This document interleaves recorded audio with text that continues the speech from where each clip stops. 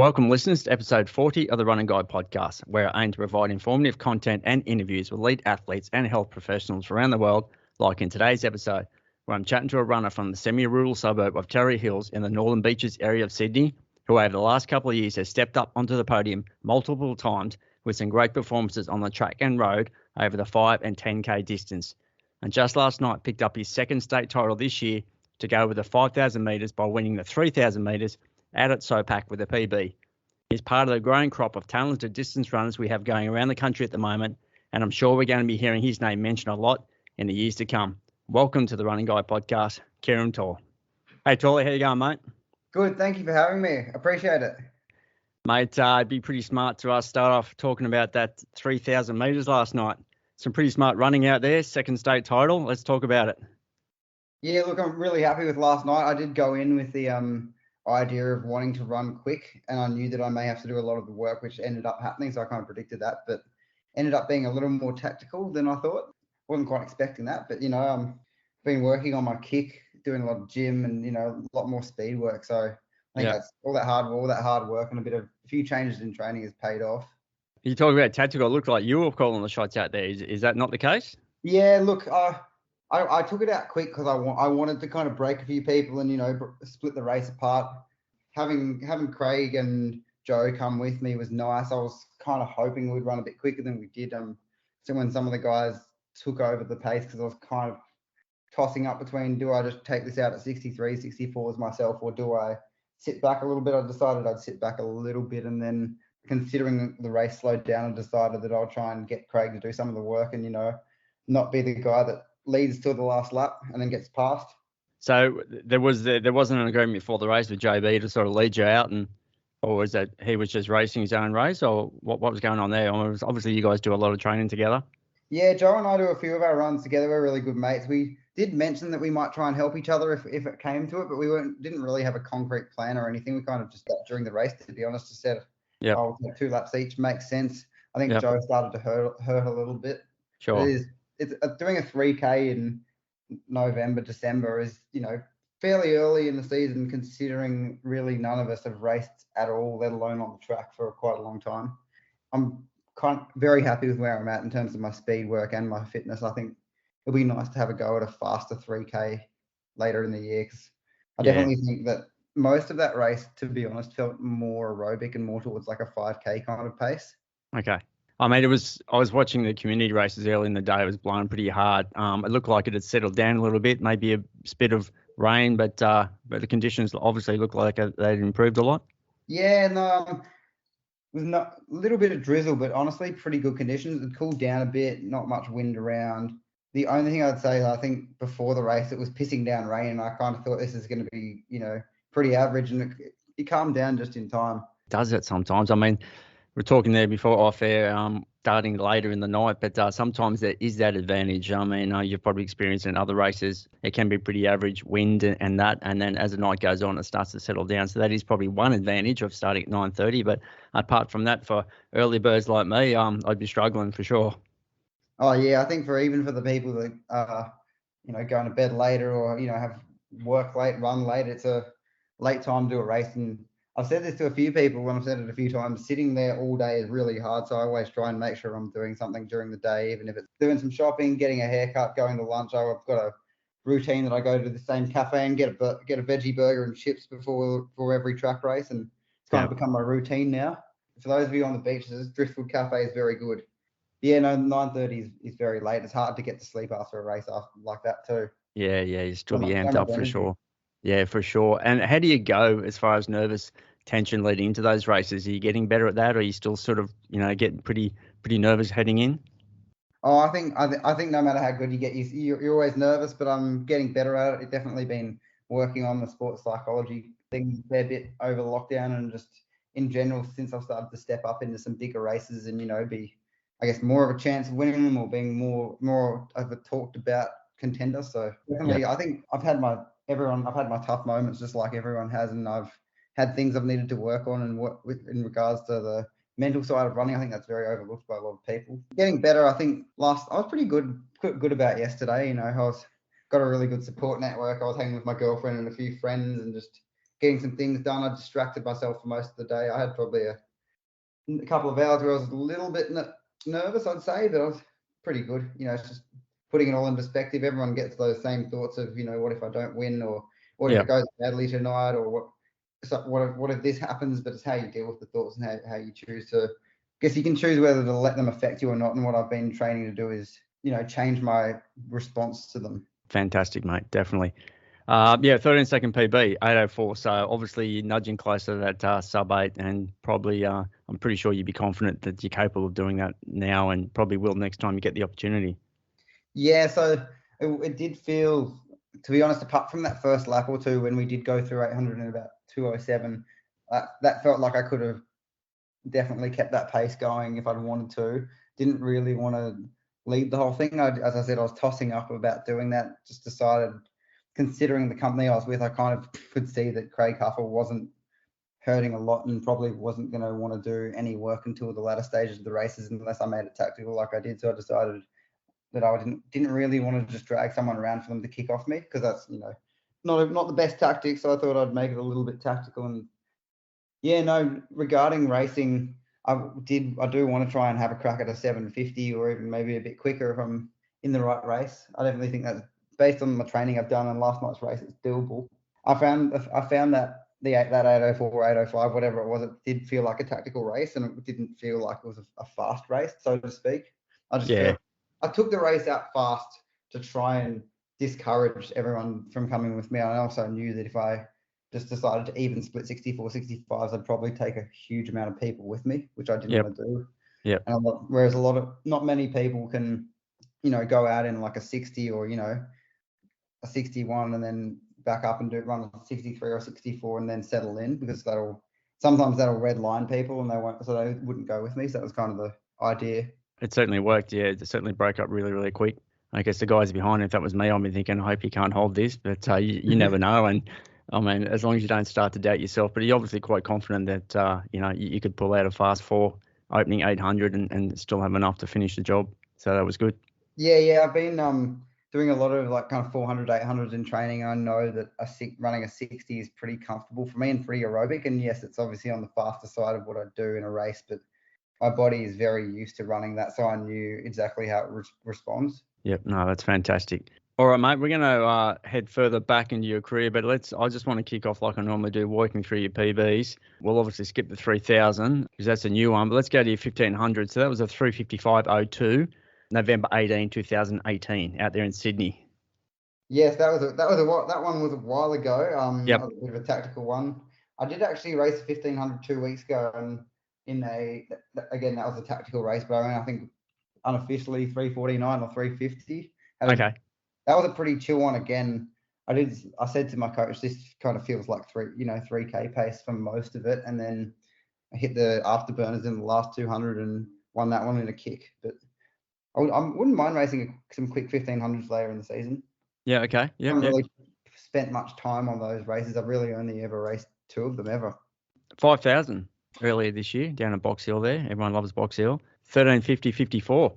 That was Box Hill Burn. Box Hill was a great track. That was a race put on by Steve Deneen down in Victoria with his group Deneen Runners. That was a paced 5K. It was a little windy and very cold that day. I specifically remember it. I was kind of hoping I'd run a little bit quicker than 13:50, but I hadn't done a lot of faster races at that time in the season. I wasn't not nearly as fit as I am now. So at the time I was actually somewhat happy, but somewhat disappointed with that. I think definitely the way I am now, I would be in shape to run quicker than that. So looking forward to some opportunities, that's for sure. I might add in some other stuff with these whilst I'm talking about the PBs. I'm just looking at the 3 5Ks you've actually done this year. And one of them was that other state title you picked up in February back out there in SOPAC. So you ran 13:59.23. So you've run 3 of them this year, all under 14. But let's talk about that 5K state title as well. Yes, gonna have to try and remember that. That was a while back. I remember that being a little bit of a tactical affair as well. And when I say tactical, I don't mean it was ridiculously slow. It just wasn't what I would consider a fast race. It was kind of had the intention of going out quick, and then it slowed down. And once it slowed down, I decided to kind of take a back seat until would have been about 3 or 4 laps. I think it was 3 laps to go. I might have made a move. it was either 3 or 4 laps, and I kind of knew, I could see that a lot of the guys in the pack were starting to hurt, and something in my mind just told me, okay, now's the time. And it did work. I did end up taking Matt Hudson with me, but similar to the tactic I used in this 3K, I kind of thought, look, I wanted to be not leading with 200 to go. That was the idea. Yeah, okay. I like being able to either kick off the bend or kick with 100 to go, depending on what I'm feeling. I mean, obviously last night you went out fast and aggressive. Guys like Stewie and that are doing that. Are you starting to try to develop your sort of taste of how you want to actually race, or you just mentioned that you'd rather do this rather do that? Is that sort of changed over your career? You're starting to become a certain type of runner when you're running these track races, or? Yeah, I say yes and no to that. It's a complicated answer because I try and be adaptable to different tactics depending on who I'm racing and obviously how fit I am and what I want to get out of the race. Because there's going to be some races where I purely want to win, so I'll obviously use whatever I think is the best to actually win. There's some races where I'll actually just want to run fast and not worry so much about the placing. But I think as I'm getting fitter and developing and learning race tactics, I definitely think a lot of these track races, I'm getting a lot better at understanding them because I used to have pretty average race tactics and not really understand track. So I've been working on that, and I think I definitely prefer a faster race. I'm not someone that would want to roll around in a 3K at 68 and then try and run a 52. Not really my thing, although I kind of like a faster race, to be honest. I'm getting used to the surgery races too, I'd say. Yeah. Okay. So you don't mind that change of pace, and if it's not happening, you wouldn't be afraid to actually put some surges in and not worry about that hurting you and rather hurt your competitors. Yeah, that's it. And in saying that, I'd be happy to in certain circumstances just take the lead and make the race quick the whole way, like I did at Sydney 10 earlier this year. Ben and I were kind of sitting next to each other. Ben was sitting behind me for some of that race as well. So I had 2 62-minute half marathon runners just following me in a 10K. It was a weird feeling at the time because I didn't quite realize how fit I was back then.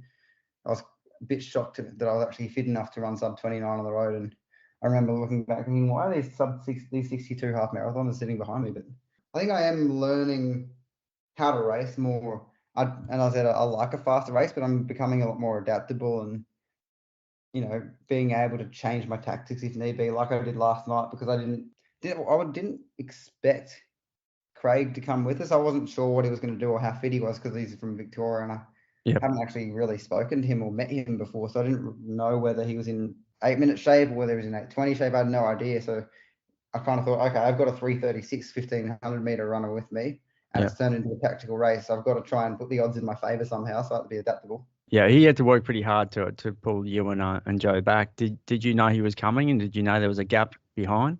I knew there was a gap behind. I wasn't totally aware he was coming. I was trying not to look behind too much, but I kind of had an inkling he was coming. Yeah. You could hear it on the commentary. Now, talk about tactics. Benny Saints, your coach there at Run Crew.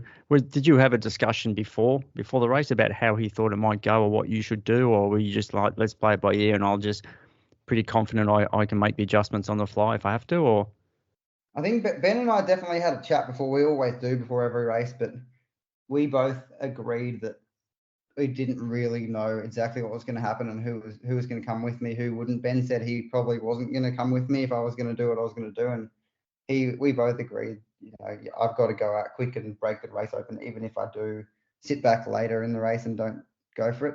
Originally, I was on Tuesday. I kind of thought if it's good conditions, I'm actually just going to try and solo it and run a 750 or something. Just bang out 63s, but kind of just went with the flow and was adaptable. It was great to watch, mate. Thank you. I don't know. Well, obviously we missed that interview at the end. The mic wasn't working. I don't know if James has got that back up. I had a quick look. I didn't see it, but yeah, unfortunately we didn't get that. You probably heard that everyone's told you when there was no audio for your interview at the end. But were you aware of that or? Yeah. I found that out this morning, and just 4-minute video on the internet of me silently talking with my good video of my mullet. Got positives. The mullet, yeah, exactly. We'll talk about that since you brought it up. I mean, you were sort of, you and Ed were sort of, I mean, Ed Goddard, so obviously you do a lot of running with him. Now he's back overseas, obviously, but you guys were the mullet brigade, and you might have that title now. He's back overseas. But what is with the mullet, mate? Tell me. I mean, I'm starting to see it pop up. I love my AFL. There's blokes running around there with mullets. Is this starting to become a trend? Is it a statement, or what's going on? So Ed probably was the first person to, have a mullet in the running community, I reckon, although, someone's always had one.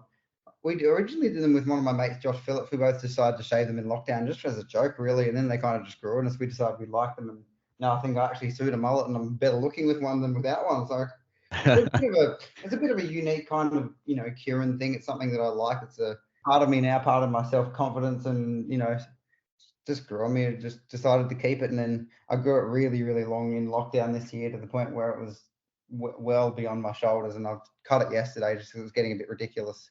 Okay. Definitely going to be keeping it though. It's a bit of it's kind of like an icon, like Stewie when he used to always race in his arm sleeves, and Okay. Yeah. Some of the Sydney boys have got their mullets. Everyone's got their little thing, and I think it's just become a part of my identity. And when you're trying to get sponsored or grow your social media profile, even if it's just among your friends, having something that you're known for is really helpful and important. It's a bit of fun too.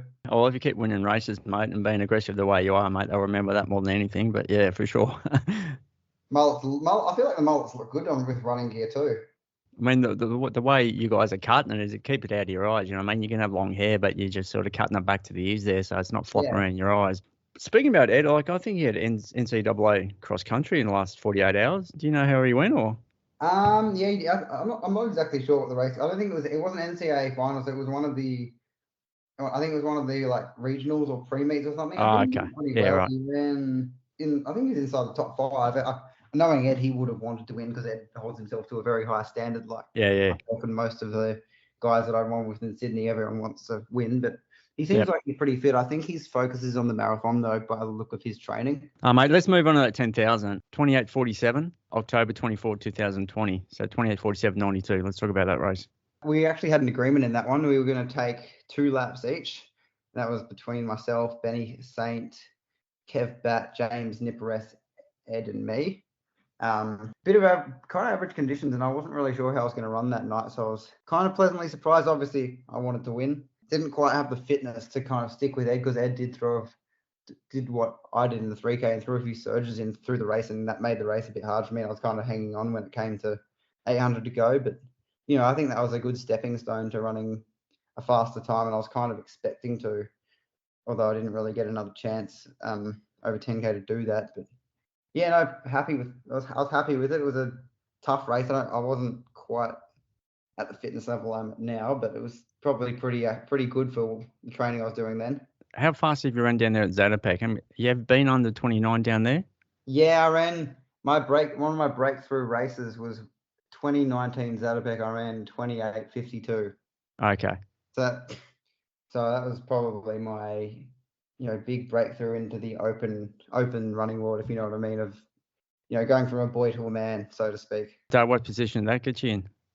Oh, I'd have to try and remember that. It might have been just 10th or 11th. It was either just inside or just outside the top 10. It was a very, very quick race. Yeah. So what was that, 2019, was it? Yeah. So it would have been 21. 28:52, 11th spot. There you go. Oh, was that a good, decent guess? Yeah, no. Good job, mate. Good job. 3,000 steeplechase. Let's talk about that. You had a shot at jumping the barriers, mate. How long did you do that for? Oh, that was a while ago. I've decided to give it a go. I haven't really. You keep saying a while ago, but for us guys, like 2018, it seems like a long time for you, but it's not for us, mate. Yeah, it feels like a long ago to me. Yeah, okay. Pre-COVID. Gosh, I've raced like 2. I think I've only raced 2 steeples ever, and I've never really actually learned how to jump a barrier. So if you're thinking of trying to find me in a steeple, I'm very glad that you won't find any videos on the internet of me jumping them because it's not a good look. If I want to do another steeple, I'm actually going to have to sit down and learn how to do it. Is that something that you want to play around with, or more than likely not?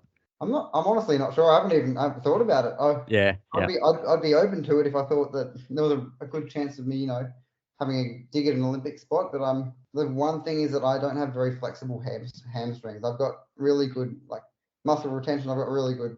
My legs are quite springy. Yeah. I've got good hand-eye coordination, but my hamstrings are very tight. So I don't know if my body is quite suited to steeple. Yeah, it's amazing how many elite runners are really tight through the hammies. Tightness is sort of good in a way, as long as you don't let it get too crazy. But mate, 5K, they always have Noosa Bolt down there as a 5K roadie. 14-13 up there in 2019, great experience, especially in the triathlon environment, which you've played around with before, which we'll talk about soon. So let's talk about the Noosa Bolt. Oh, Noosa Bolt's probably my favourite road race of the year. I was disappointed I didn't get to go up and do that this year. That was a pretty cool race. I remember quite clearly we started with a huge pack and the race kind of just got quicker and quicker to the point where it was literally just me and the MTC boys. I think it was Geordie and Dave, and we might have had Louis McAfee with us and Jack Bruce. Back then I was kind of just happy to be there, and I didn't really see myself as a contender to win. So I was pretty surprised that I actually managed to be within a second or two of those guys. Would have loved to go and have a dig at trying to win it this year. Given the opportunity, unfortunately, Anastasia Palaszczuk didn't want me in the race. Yeah. I guess all those U-turns probably suit you with that stop, start if you sort of like your surging. Yeah, it makes it interesting, I think, for a guy that's a bit shorter and, also Noosa's quite hot and humid, and I'm coming from a triathlon background and being a smaller guy, I'm good at handling the heat and humidity up there. Yeah. Also coming from a cycling background, I'm good at U-turns. We'll chat about that soon. 10K on the road was your first road win, I think it was. May 2021 up there in Sydney, the Sydney 10, 28:55.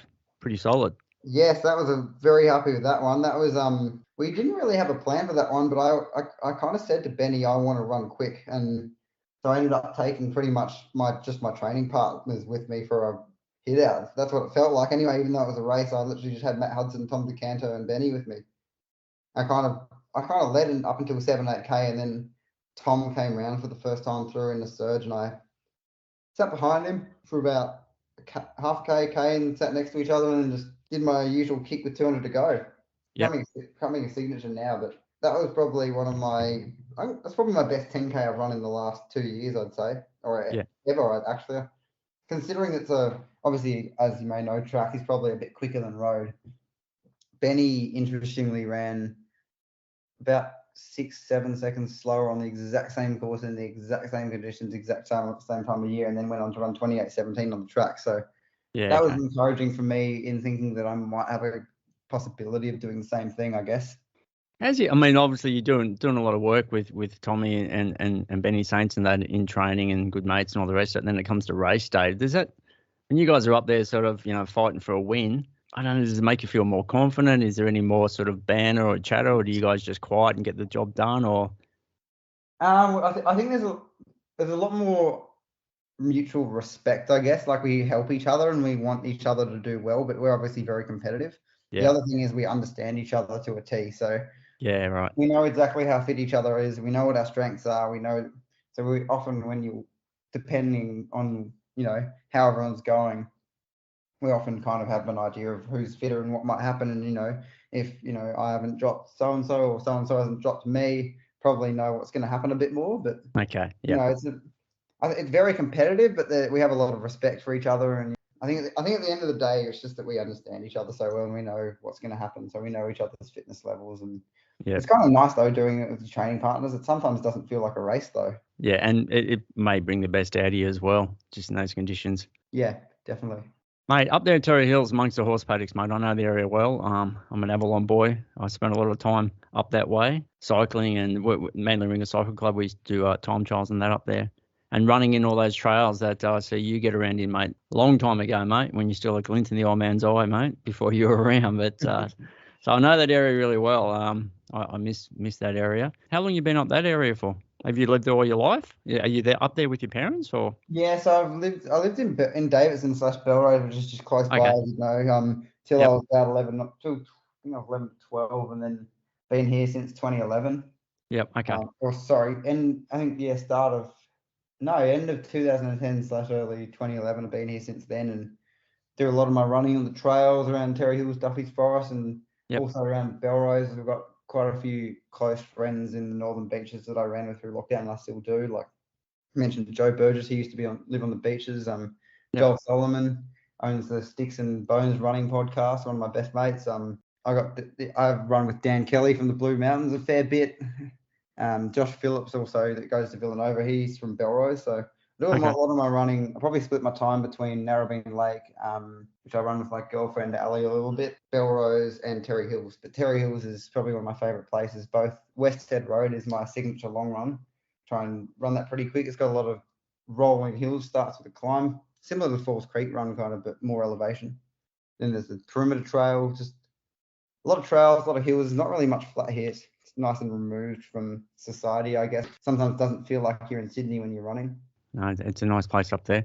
And, yeah, we used to run that trail that used to head all the way out, and there was a lookout over the Hawkesbury River there. There's like a rock lookout. I don't know, you probably run out to that trail. It's sort of, you run out and you have to come back again. Oh, perimeter. There's perimeter trail and then there's the long track. Yeah, right. And the Yeah. long track is the one that's got the lookout over. Did that one Okay. a couple of weeks ago, actually. Great trail network. It's one of the few places in basically the biggest city in the country that you can run and not see another person, which I actually really like. I like the peace and quiet and, not having to stop traffic lights or having any distractions. I can just chuck my headphones in and run and really, I wouldn't say switch off, but kind of switch off from distractions, if you know what I mean. Sure. You have people everywhere, cars everywhere. Yep. Sometimes I'll literally put my phone, turn all my data and my text off my phone and just chuck music in and I'll go into my little world. It's very relaxing. Yep. No, definitely, mate. I'm hearing you. All right, mate, let's go back. I understand you sort of didn't come through the normal pathway of little A's like most of your track runners, but you sort of played around with the swim bike run sport before you sort of focused more on running. So let's talk about that. How did that all eventuate?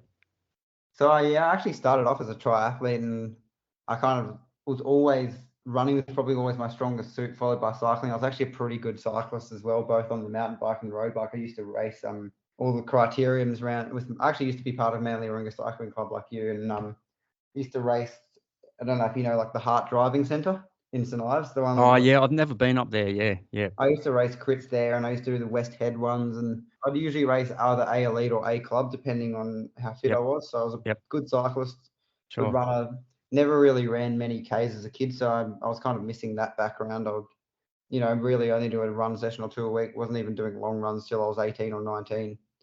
I think I actually did, I think I did my longest run ever a couple of days before I raced the World's Cross in Uganda. And I remember going for a jog with quite distinctively with Brett Robinson and Pat Tin and I think Stewie and Jack Rayner and Liam Adams, a bunch of those guys. And I was like, whoa, this is like a big thing for me back then. I'd run 15K. That was the longest run I'd done before World's Cross. A lot of my volume came from cycling, but I had a good triathlon career. I just couldn't quite hit the level I have in running because of my swimming was holding me back, and I both never really got the help or assistance that I needed from Triathlon Australia and triathlon coach.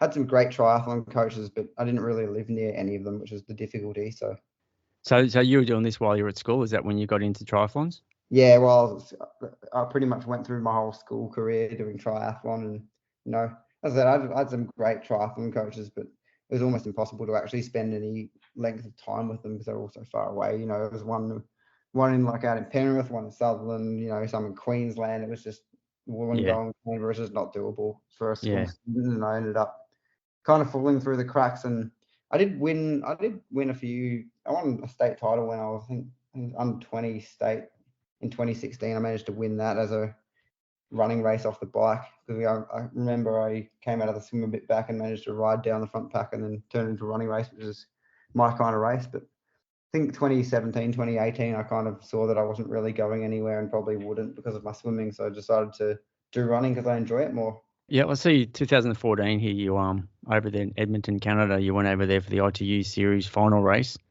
So that was that was the triathlon and the aquathon, which is the swim run for those not familiar. So you're only 15 at the time. Was that sort of your first trip overseas? For a race, yes. Yeah. That didn't go too well actually. I actually ended up getting quite sick about 3 or 4 days before. I got I think it was either flu or a very nasty cold. Okay. But my airway was not completely open, so it was a difficult time because I was really looking forward to that. But unfortunately, chucking a open water swim in at the front of those races wasn't exactly helpful for me either.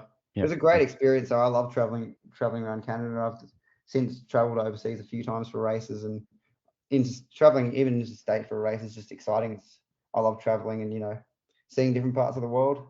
Definitely, mate, and that's what sport will give you. Look, 2017, you mentioned there we'll talk about in detail in a sec. The World Junior Cross Countries over in Uganda. You also over in Perth there for the Junior Oceania Championships. So that's sort of, you mentioned there before that transition between the triathlon and going over to the running. So it must have been around about that time. So anything there to talk about with that 2017 Oceania Championships in Perth? Anything great happened there?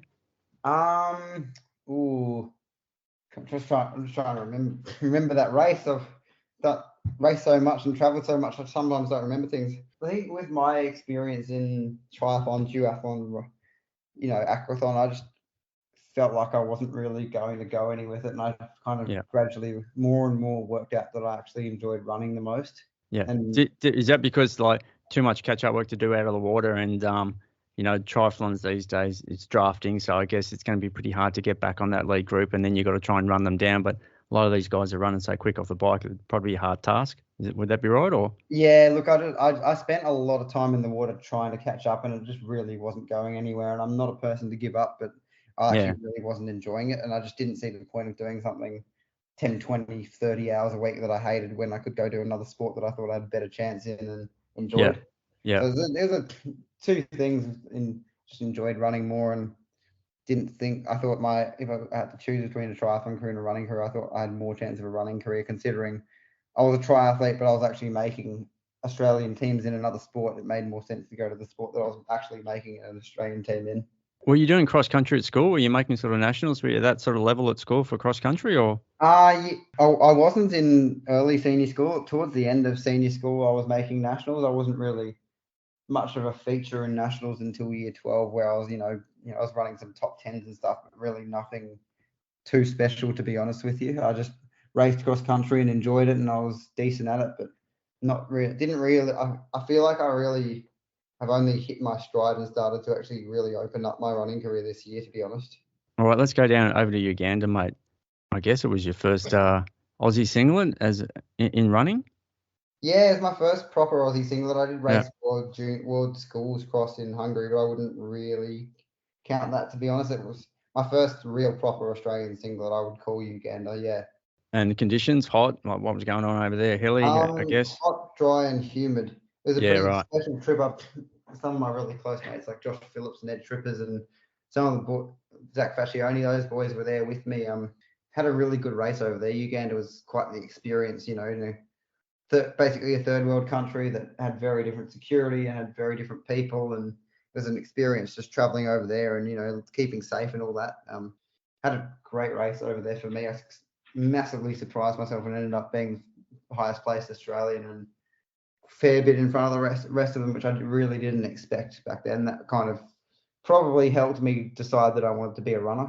Yeah. Was that like the shorter distance, like 6.5 or 8, or was it 10 or? It was an 8K from memory. 8, okay. It's very, very hot and humid, and I remember running in a pack of just Africans, and because I was more high up, I didn't quite have the confidence. I probably should have gone out a bit quicker, but I remember going out and sitting with all these Africans and just going, oh my gosh, this is like a different world. And I ended up being, I think it was the second placed white guy in the world or something. It was crazy. Yeah, okay. There was literally 40, 50 Africans in front of me and like 3 Japanese guys. Yeah, unreal. Did you get to have a bit of a trip when you were over there, or was it just straight over there, race and come home? Or we were there, I think we were there like 4 days before maybe, and we left the day after, so it was a pretty quick in and out trip.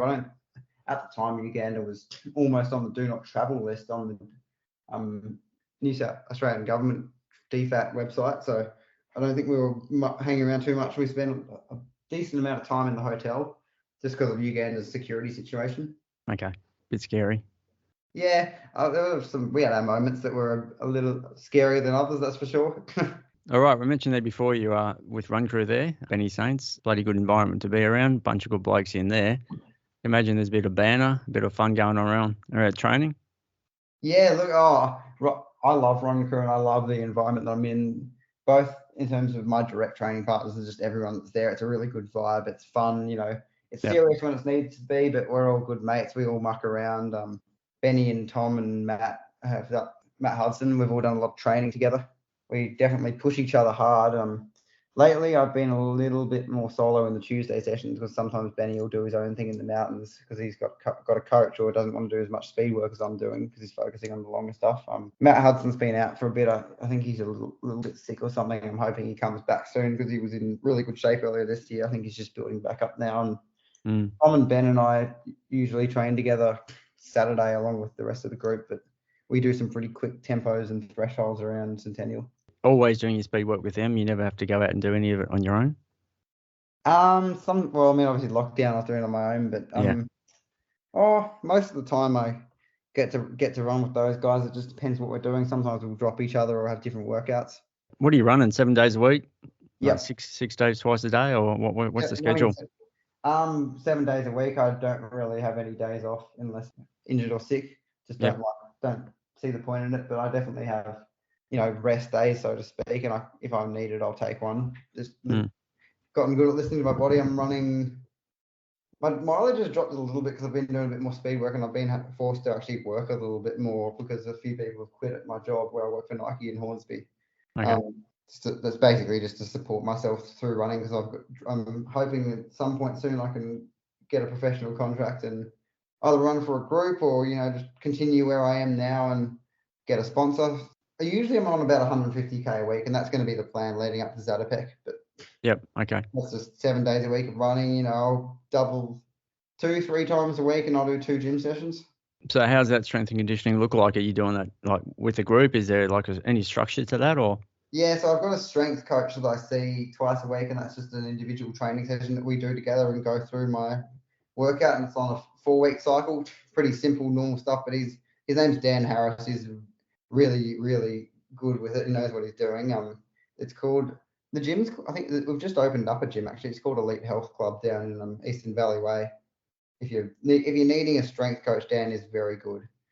One of his friends, Tony Butaji, I think that's how you pronounce his last name, helped Ben out all through the Olympics and was his strength coach. So yeah, okay, fantastic. Dan's coming from a place of a lot of expertise and knowledge, and he's done a lot for me in terms of both in the gym and what it's done directly for my running as well. Is there besides the strength and conditioning, do you do any sort of like recovery modalities that you're sort of becoming used to doing, like would it be rolling or ice baths or massage or any of those other things? I don't do a lot of that stuff, to be honest. I probably should be, but I do. I mean, I jump in the pool. My pool's not heated, so over winter it becomes a bit of an ice bath. Yep. I've really focused on my diet. Just making sure I'm fueling.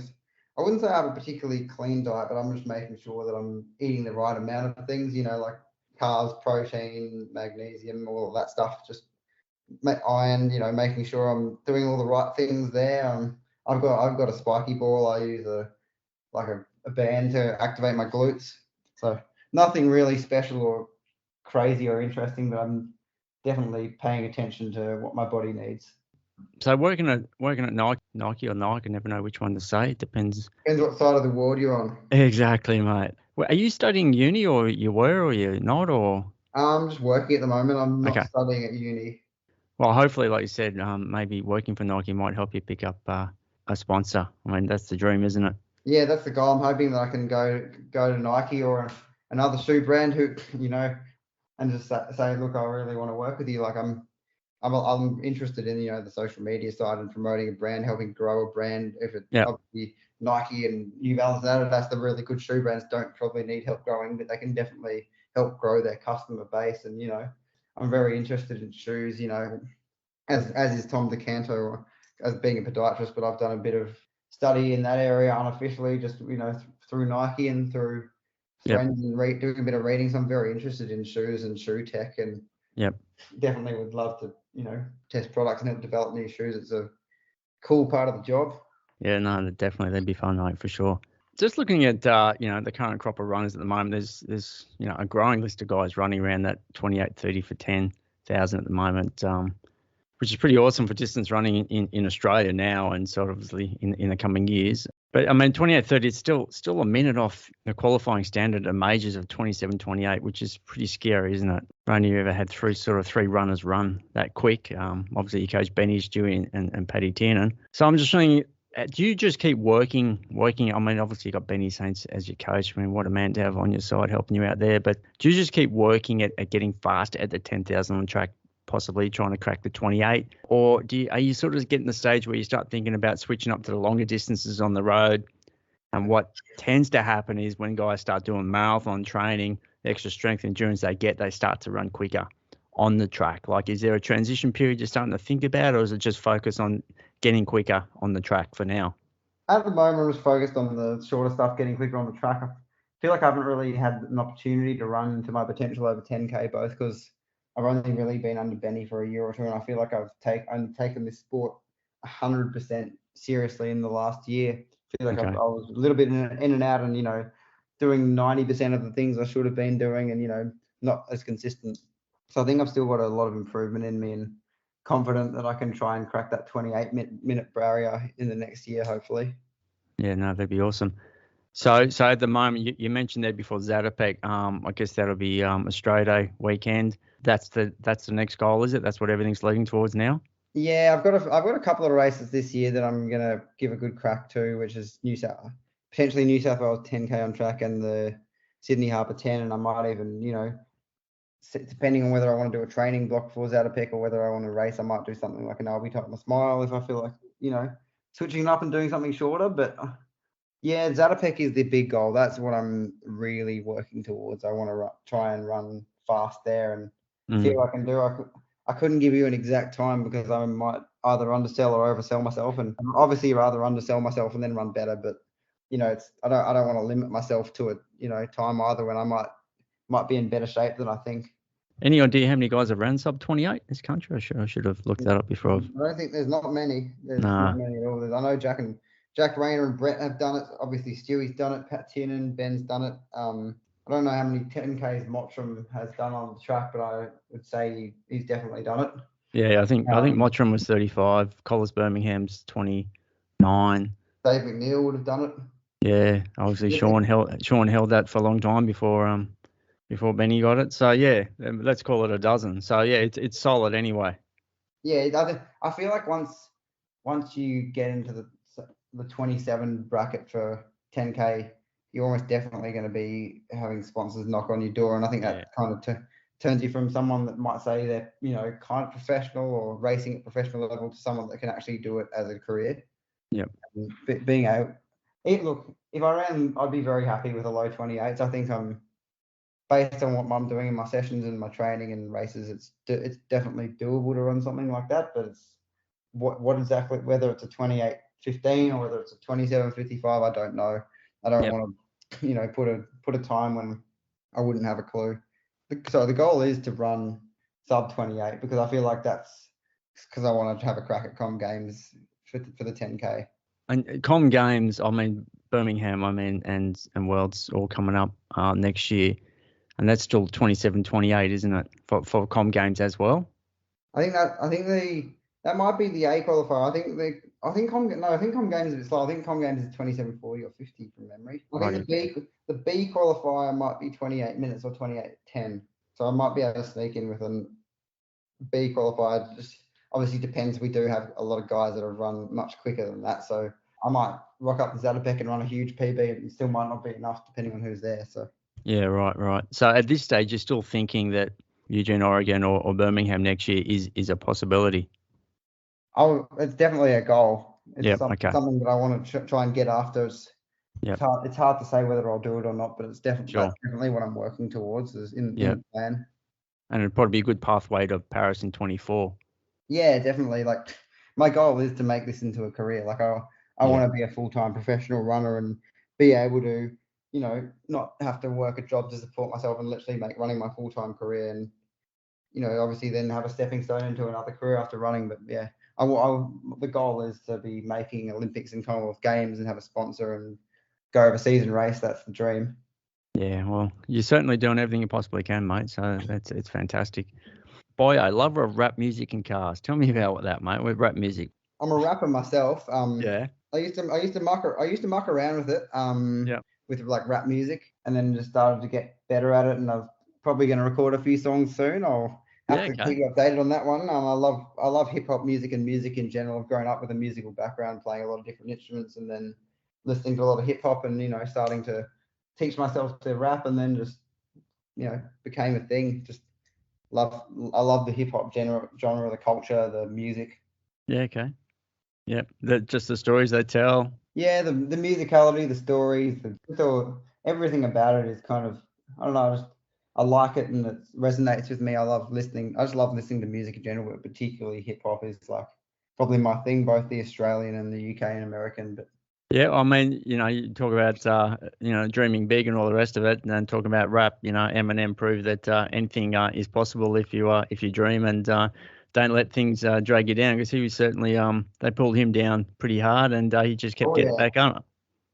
yeah. Look, I'm more new to the game with rapping, and obviously haven't really put myself out there too much yet. But I'm definitely gonna give it a go, because there's nothing to lose, and I've started to get better at it. I've showed it to my friends some of the stuff I've written, and they've been impressed, and I've sent it to a few producers and advertising marketing agencies, and I've had a really pleasing response so far. So I'm gonna keep at it, and maybe hope once I can drop my hours at work and just focus on running, then I can probably spend some more time and money on my music career if I want to go for that, which I think I do. Yeah, no, it's awesome. It's good to have something to distract you from running. I mean, rather than just be, eat, breathe, sleep, running all the time, to have something Yeah. that's, and it's like an outlet. It's so good for the mind, to be able to get all those feelings out with a musical instrument, or with vocals or whatever it might be. It's like an outlet, isn't it? Yeah, definitely. I mean, it's an emotional outlet for me. It's fun. It's something I can do with some of my mates that love the same genre and start to rap as well. For me as well, it's actually, well, it's a hobby, but it's a hobby, and it's in a dream in the same context. And I just love, Yeah. it's funny, even before a race, I'll sometimes just sit there rapping. Like, I'll literally just chuck a random beat on and freestyle, or rehearse something I've made up. It's just it's a distraction, but it's also almost gets me in the right mood to race, to be honest. I bet when you're out there running, sort of getting in the zone and just sort of, your thoughts, it's amazing what you can think about on a run. You're probably coming up with some lyrics while you're out there running and trying to Yeah, remember them when you get back, are you? funny you say that. Sometimes I'll actually be trying to punch in lyrics on my phone Yeah. while I'm running. I've got my notes section of my phone is literally heaps and heaps of there's probably hundreds of raps that I've written, or just lyrics or bits Yeah. and pieces, lines, Yeah. all of Yeah. that stuff. So Yeah. yeah, I've definitely spent more time on it recently. I think after sending it to a few friends, and people that are in the industry, I've started to take it more seriously.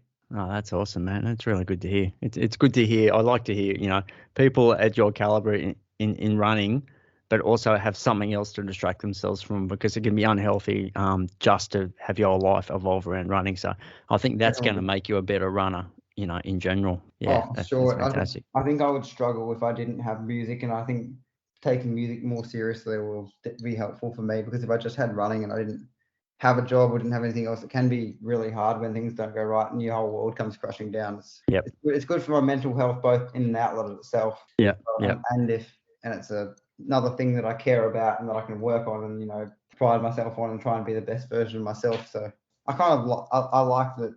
My philosophy is that I don't just want to be the best version of myself as a runner. I want to be that as a person, as a as a musician, as everything really. Like, Yep. very very into cars as well, and driven on Eastern Creek Raceway a few times. Got a sports car myself. That's where all my money goes. Yeah. Okay. Sports car as in what? I got a Mark 5 GTI with a few things done to it. Yeah. Okay. Right. Yeah. Right. Yeah. Yeah. They're a bit of a money pit, aren't they? But you got to love it. Old European cars, yes, they are. I remember buying it in COVID last year when I didn't have a job, and 3 weeks in, I was driving back from a run with my mate Josh Phillips, who currently runs from Villanova, and the transmission blew, and $2.5 grand went down the drain. That wasn't Yeah. fun. Great car though. They're like driving go-karts. They're pretty quick. They're also admittedly offensively loud. You can definitely hear me coming before you see me in that car. Sure. No sneaking up for sure. No. Bet the neighbours love it. They do. Luckily, my neighbours are about 500 meters away, so Yeah. Yeah. Yeah. Yeah. they'd Yeah. have to live a bit Have you closer. got horses on your property? Do you No, ride our horses? property's No. built on sandstones, rocks, Okay. and it's also quite sloped. So no, we wanted to, but we have a few wallabies sitting around, and we've got a tennis court and pool. The racing this year, mate. What else is on before the end of the year? I've got Sydney Harbour 10. I've got potentially state 10K on the track. When's that? They're both. So state 10K is 2 weeks from now. Then Sydney Okay. Harbour 10 is the week after that. So Sydney Harbour 10 is December 5th. Okay. May choose to race one more time before Christmas, but maybe not. And then SOPAC after that. Starting to warm up. I mean, it hasn't really warmed up summer anyway on the East Coast, has it? But no, I'm kind of. There's been a few days that I've gone, whoa, this is hot. But for the most part, even last night was cold. Good for racing, but it's not quite what I was expecting. I was expecting it to be really hot. So there you go. It's a weird season. I feel like climate change and global warming is changing things for us. All right, mate. Look, thanks heaps for chatting to us today, mate. Once again, awesome taking home the chockies last night, mate. It was fantastic to watch. It was a gutsy race, mate, and I think there was a statement made there. So you don't have to agree with that, but I think that's what we're all saying. It was fantastic. Thank you very much. So championships, mate, they're obviously something you can be proud of and something you can cherish forever, mate. They'll never take that off. You have 2 in the same year. That's obviously going to show that you and your team are doing everything right, mate, and all those dreams may become reality, mate. So looking forward to watching the rest of your career unfold. I'm glad the racing is back on for all you guys. You know what I mean? So you can all get back to business and do what you're meant to be doing. And we all as spectators love watching the show you guys put on, mate. So yeah, thanks for hurting out there last night, mate. Yeah, thank you very much for having me. It's been a pleasure to talk to you. Run Crew's definitely heading in the right direction, and I'm happy with how I'm going and excited for the future. So yeah. Keen to get back out there and keep racing. Yeah, awesome, mate. We'll be following along. Social handles, I guess, Instagram people and Strava and all that sort of thing. Do you use Strava or? Yeah, I got Strava. I can flick you through those. My Instagram is just Kieren_Tall, so KIEREN_TALL. Cool. Strava is just my name. I'll whack those links in the show notes below. The listeners can just click on them, mate, and follow along, mate, and get some pics of that hair, mate. Yeah, that's it. I've got a few mullet pics on the Instagram. That's sure. It's mainly just there's not really anything but running pictures on my Instagram at the moment. That's all right, mate. You're a runner, mate. Photographers. Yeah, well, we need to get some pictures of those cars, mate, and maybe the headphones on, spinning some vinyl. But we'll get to that. That's it. Maybe a bit of music. That's it. For sure, mate. Definitely, mate. Your soundtrack in the background. You know what I mean? That'd be awesome. Yeah, maybe one day. Love it. Yeah, no, it'll happen, mate. I reckon you're a man that just gets the job done. So awesome, Tally. Thank you so much, mate. And No like worries. I said, fantastic. And we'll be watching what happens in the future, mate. Thanks again for having me. Appreciate it. No worries, mate. Cheers. Hey guys, I'd just like to say a quick thank you to our people who have done a review over there on Apple Podcast or iTunes. Don't really hassle you guys to do that. I had a flick over there the other day on my son's iPhone, and yeah, I was very, very happy. A bit of a nice feeling when you see people are enjoying what I'm doing and giving some positive feedback. So for those people who did that, really appreciate it, and thank you very much.